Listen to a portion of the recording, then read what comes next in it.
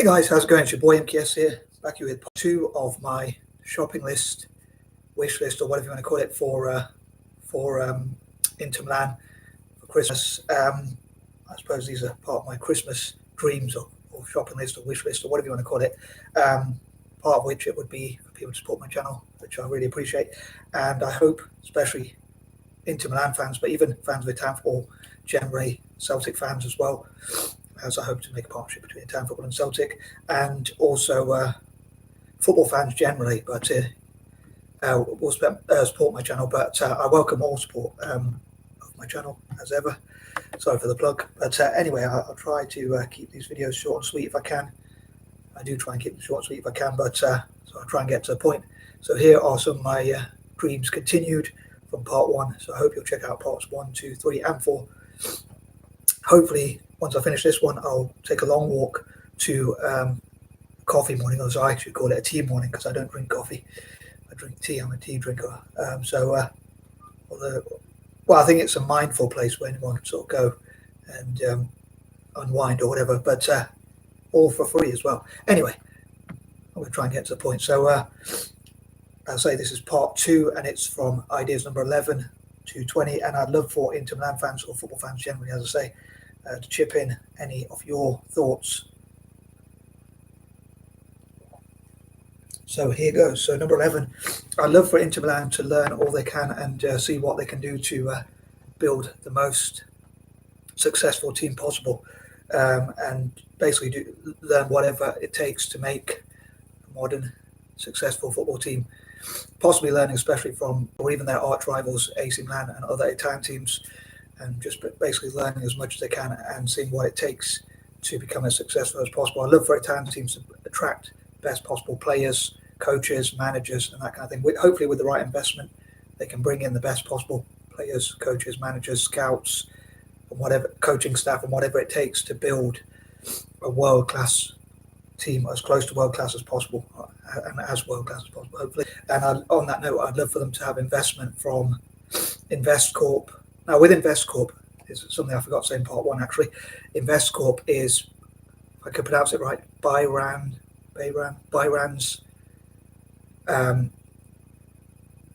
sovereign wealth fund. So I have a bit of a dilemma with that one due to my alliterations. I often think of different, all possible sort of scenarios, so I'm not sure if that's my dyslexia or madness, mental illness, or whatever, but I would love for, part of me would love for Bayran, again, if I pronounce it right, to invest in Bari and Celtic. Another part of me would, with InvestCorp, I would love for them to invest, because it begins with I, in Inter Milan, which they said they were going to do, and they've apparently been flirting with the idea, just as the PIF and others have been doing. So I'd love for possibly the PIF and InvestCorp to have small shareholding each, have a small amount of equity each in Inter Milan, in InvestCorp's case due to alliterations, in the PIF's case due to it being internationale.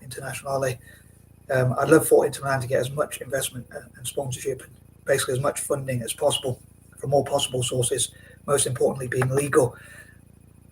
Italian football generally, I love, and Celtic to be, even though Celtic's partly of Britain, obviously, well, I say obviously, but I would love for them to be, to look into ways like if they could offer tax exemptions, access to the market, or any other thing they could, if FIFA and UEFA allow them to do so, especially FIFA, if they could work with FIFA and UEFA and their foundations and whatnot, maybe in return for giving to charity, improving the image of football, tackling hooliganism, tackling prejudice and things like that.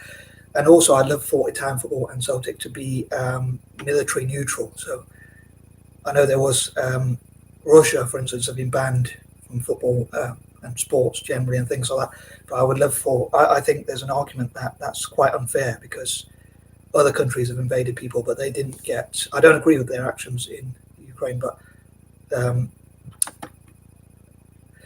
other countries have done similar, like America with Britain with Iraq, but they didn't get the same sanctions. So I do think it's a bit unfair, but I should be careful what I say, I suppose. But I'm probably going a bit off point, but I would love for, basically my point is for Italian football teams generally, including Inter or even AC Milan or any other Italian teams, and Celtic, to be able to get investment from all over the world, and basically look at whatever legal investment, I keep mentioning the word legal to make sure they don't fall foul of financial fair play. Also, I don't like breaking the law anyway myself.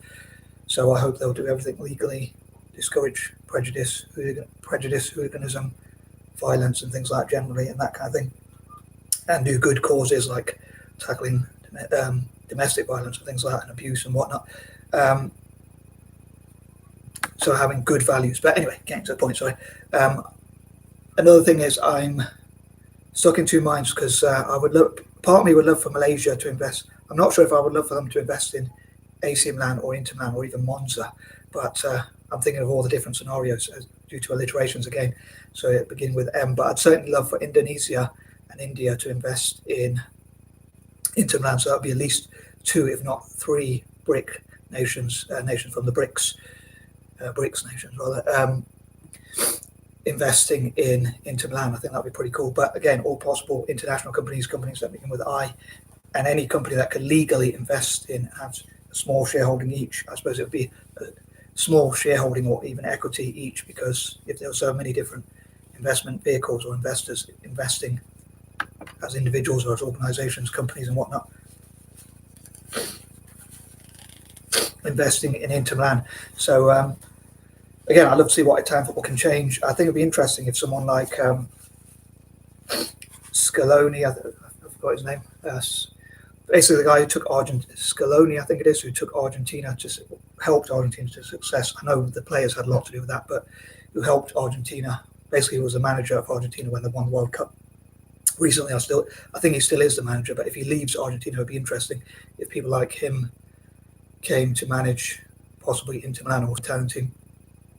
I was thinking like someone like Scolari, who managed Brazil, but managed in Italy, but I don't know if he's too old. But it's a pity we didn't get in Serie A. We didn't get people like Alex Ferguson at the time. But you'd think that back in the day, in my naivety, I probably used to think that manager would always be good. But I suppose when they get to a certain age, maybe your brain slows down or whatever.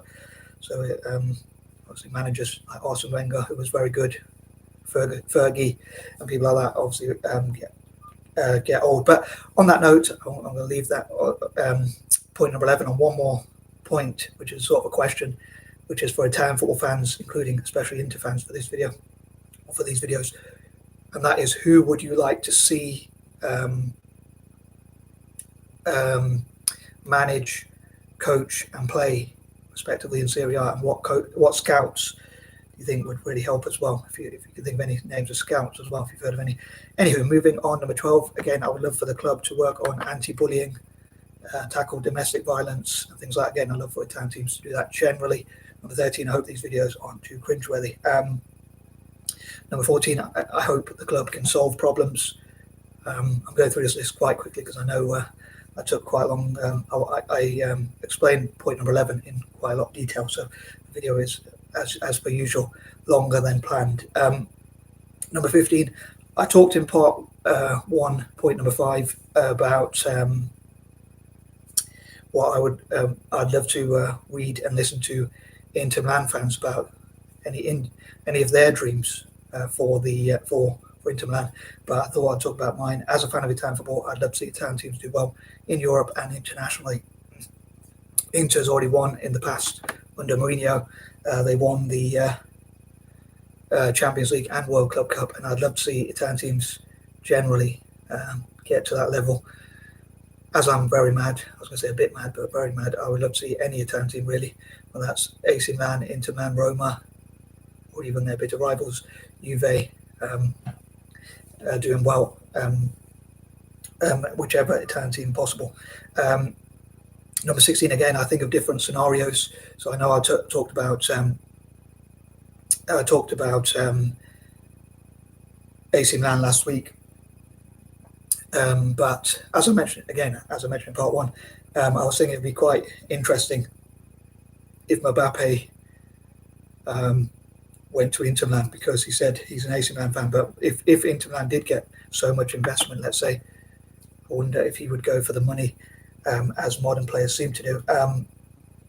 So I thought it'd be interesting to think of different scenarios, or different scenarios, basically, all possible possibilities. So I don't know why I did that in speech marks, but so like Malaysia, whether they could invest in AC Milan or Inter Milan or Monza even, and try and invest some of their sovereign wealth fund, think Malaysia has.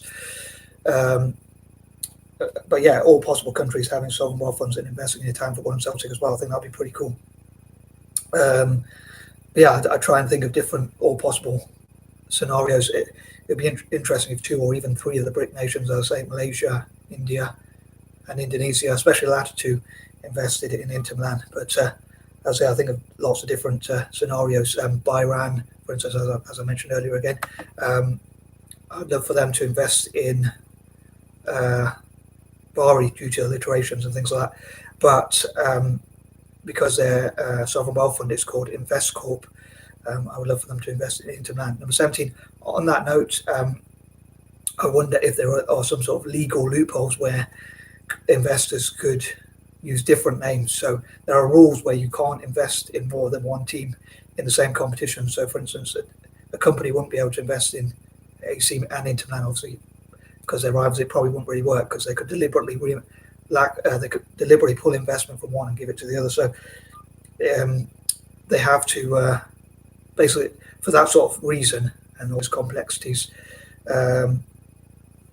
you can only invest in one team in a certain competition, but maybe through different names, as long as they do it legally, as I say, most importantly. I suppose that's probably what the PIF and others do. But as I say, I'd love to see as much investment into Italian football and Celtic as possible, and as much investment and funding through investment, sponsorship, and things like that. I think I forgot another point, which was as I often say, places and spaces for sport, and places and spaces to play and to practice. So young people from Milan to get in football and practice as much as they can. Number 18, again, being part of Football for Good, and as I mentioned before, they can work with Celtic to sort of look at how they can be part of Football for Good and things like that, and raise funds for charity and do lots of good causes, work on lots of good causes and things like that. Again, investors could do that sort of thing.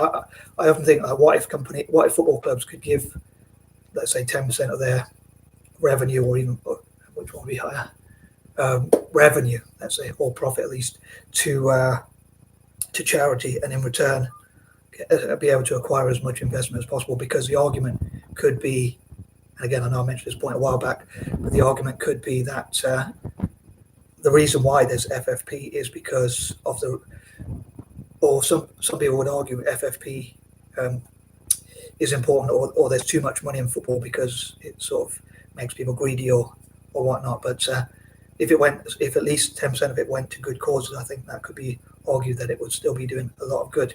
Number 19, that it could include supporting Indigenous people from Australasia and Africa in software development, and number 20, also in STEM. And I hope Inter Milan, as I said in part 1, can have as many good young players, develop as many good young, especially Italian players, as possible, but also have a mix between older, more experienced players and younger players. And also, if Malaysia and especially India and Indonesia invest in Inter Milan, for instance, or any Italian team, they could, I hope they will invest in Inter Milan, especially India and Indonesia. Malaysia, I'm not sure, as I say, whether I want them to invest in Monza or AC Milan due to the alliterations, but they could have academies and supporters clubs in their home nation, so it could help to develop football in Malaysia, India, Indonesia, and places like that, which I hope will be a mutual benefit. I hope those nations will benefit as well as Italian football, and vice versa, of course. And that covers everything for now. Any points I've forgotten, again, I might include in parts 3 and or 4. Anyway, have a good time wherever you are, and I'm out. Peace and love.